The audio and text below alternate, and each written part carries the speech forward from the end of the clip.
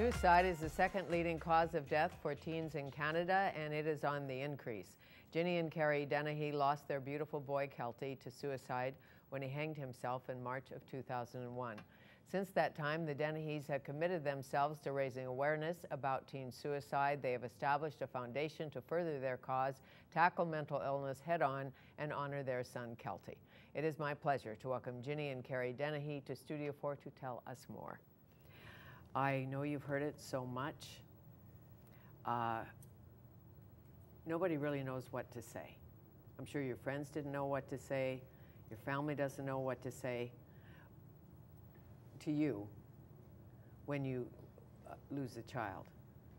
Right. Why did you start the foundation? When did you decide to? We looked each other right in the eyes right after it happened, and we just instinctively, I think, knew we had to go out and warn people because of the, our child left us so suddenly, and we had to warn other people of those dangers, of how dangerous depression is. Tell me about Kelty as a young boy, a young man. Kelty was full of life. He loved his family. He loved his friends. He was a good student. He was a great athlete. He was a hockey player. He went to Notre Dame. He was so proud of that. He loved his sister. He kind of had everything going from him. He grew up in a family where we have a great big extended family, and he loved his cousins, and he loved everybody. But he got hit by depression, and it came on very, very suddenly. And did you see the signs immediately? Did you even know about the signs of depression? No, you have to understand that was 11 years ago. And the first signs that Kelty ever had anything going wrong was we were on a cruise ship the year of the millennium going through the Panama Canal. And that's when he had his first anxiety attack, which we didn't even know what that was all about. And I know both of you tried to go to him in school or to go to Notre Dame and talk to him when he didn't know himself. I've read this, and I assume it's true, that he had no idea. He'd say to you, "Dad, I don't know what's wrong with me. Something is wrong with me. I do not know what it is." Well, that's right. You lose all sense of self. And we were all we were being educated as the process went on, going, boy, this is very, very serious. And of course, when your children are okay, there's no reason to start delving into books about depression, learning about depression. But when it happens to you, the education process starts, and we were learning about it kind of together, and it was devastating to have your child in such a bad state. And it's difficult to talk to your friends about, I'm sure. And it's also, as a parent myself, I think it's just a phase. He's having teenage angst, or we've all done something like that, or perhaps felt that way. Well, yeah, you just think that your child is going through the normal stuff, and you know, and if you don't know and you don't understand about it, you don't kind of understand how, as a parent, you need to really pay attention to this. We as mothers and fathers, we think we know our children, and we do know our children, but when there's any kind of change of behavior, you just can't kind of slough it off. You have to really pay attention to that. Yes. And you had a high-achieving child. I mean, he's, as you said, a great athlete and happy on the outside and bright and friends. Yeah. Was he bullied? Like, in hindsight, when you look at this, do you think, was there something that happened outside you didn't know? No, there was really no, looking in the rearview mirror, there was really no signs. I mean, Notre Dame was a very macho school.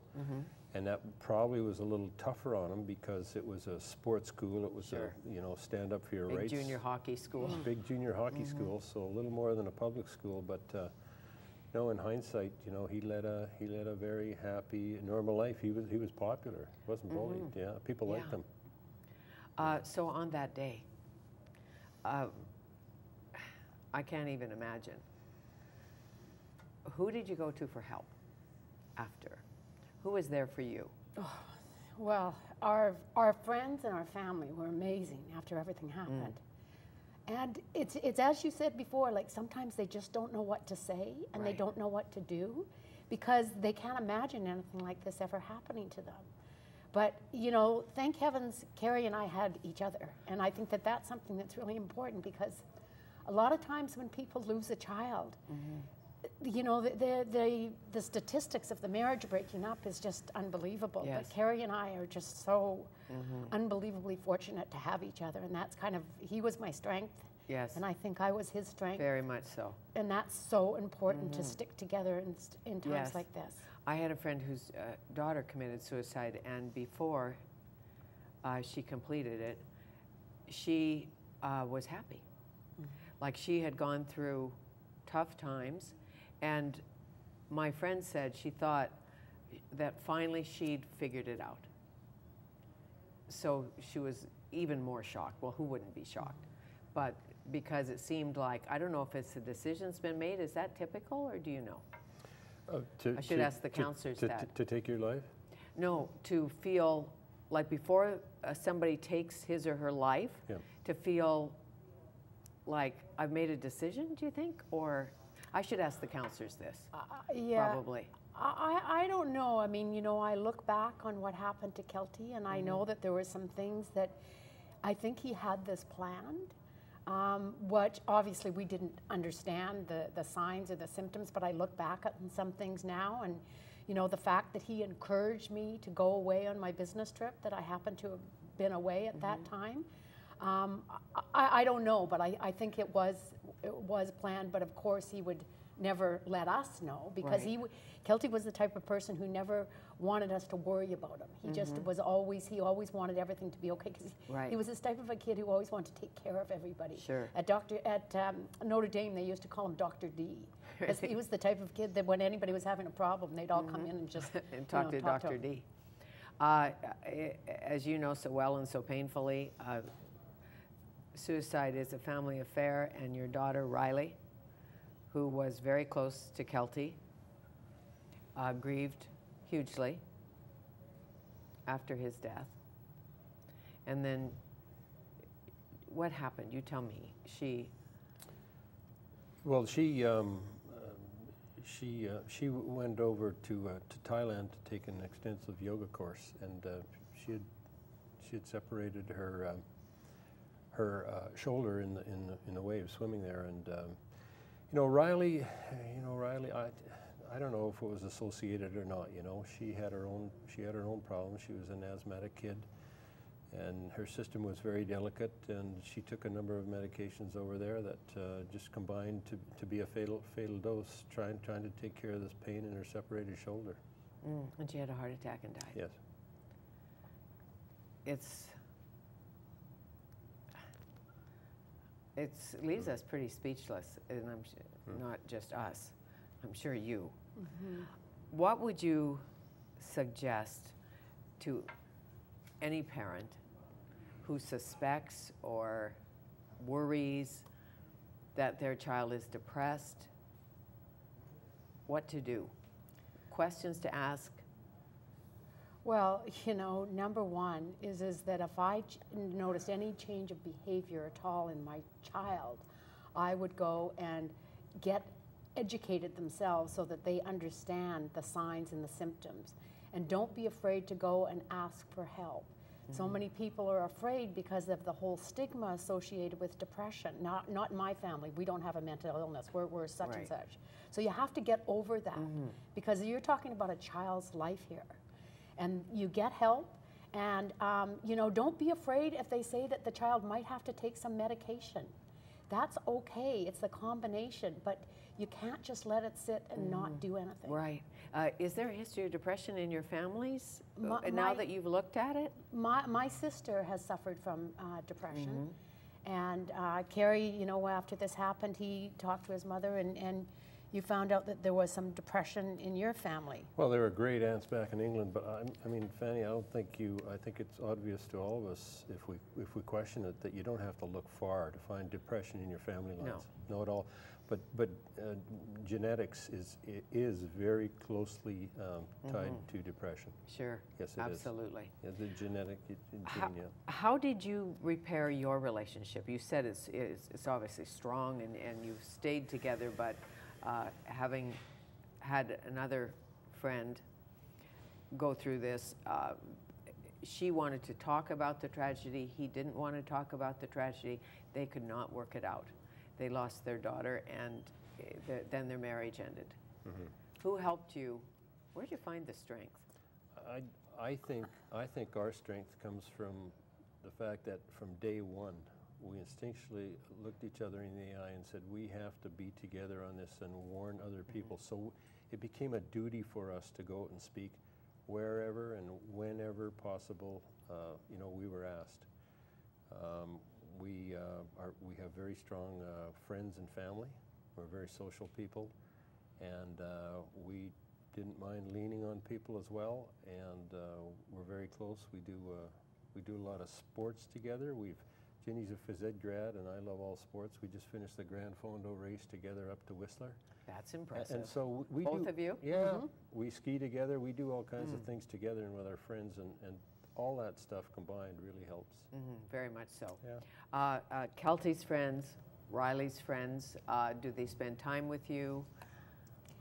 Is that helpful or not, or is it incredibly, painful? No, incredibly. it's hugely helpful. It's, after Kelty died, the kids were over all the time, and we want to be around young people. We don't have children anymore, and to be with Kelty and Riley's friends, and to be with our nephews and our nieces, that's so important to us. Very much so.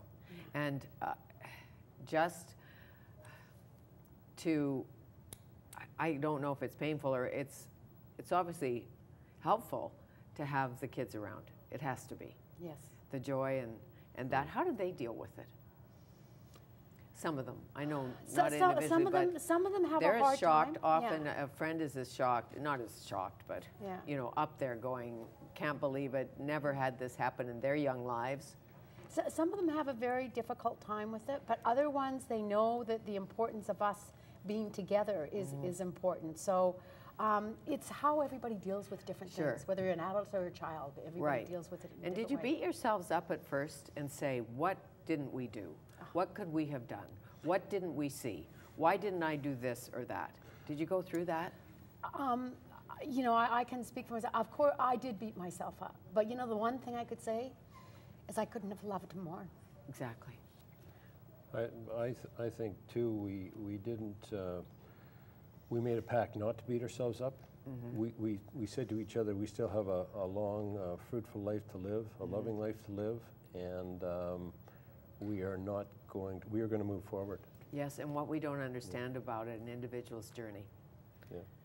You had joyous and fabulous years with Kelty and with Riley, and it's something we won't know for a while, what the journey is and why. True, very true. And why you, why not me, that, I don't think you can go there because it is what it is, and you just have to be able to deal with it. And as Kerry says, you have to make the best out of your life. And for us, our mission is to try to help people. Yes, very much. So the Kelty Foundation, how does it work exactly? Can people contribute money? Can they do community work? Basically, what we're trying to do is we're trying to raise money for certain different things. We've raised $4.2 million so far, which is fairly impressive. But mental health, as you know, is one of the most underfunded areas. I always like to say it's kind of where breast cancer was 20 years ago. And you look at where cancer research and where all that has come, and the funding that's for that particular area. That's where we need mental health to be, especially when you mentioned the statistics. It's the second leading cause of death in youth in BC and across Canada. We have to do something about it. And as you know, you can get time off work or time off school if you break your leg, or if you have a physical issue. But if you have a mental issue, it's very difficult to say, I am manic depressive. And so there are days when I just can't do it. True enough. And you worry about what your boss would think, what your partner may think. Yeah.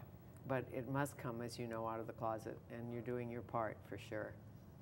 For sure. Thank you. Thank you. Nice to meet you. Thank you. Nice to meet you. Thank you. The Dennehys, Kerry and Ginny Dennehy, and they have a foundation, the Kelty Foundation.